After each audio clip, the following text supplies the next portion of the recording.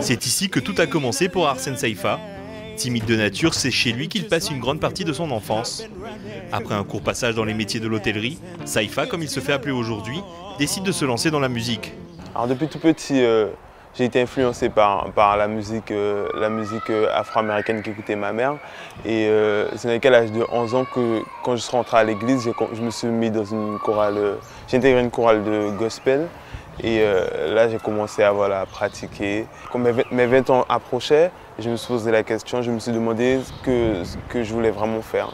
Et là, j'ai décidé de m'inscrire à l'IFDM. Les directeurs de cette école m'ont poussé à me professionnaliser. Donc je suis parti pour faire cette école.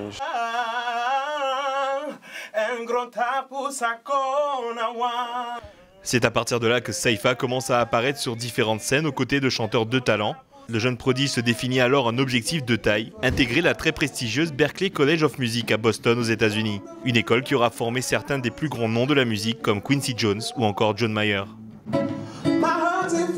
C'est mon projet depuis un an, on est au combat. On travaille sur ce projet.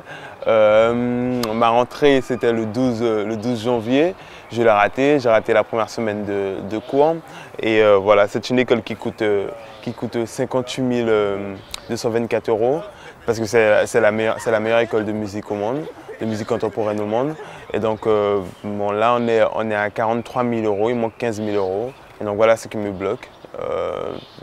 Une fois que j'aurai réuni ces fonds, je pourrai partir étudier à Berklee College of Music à Boston. Et ce n'est pas seul qui se lance dans cette aventure.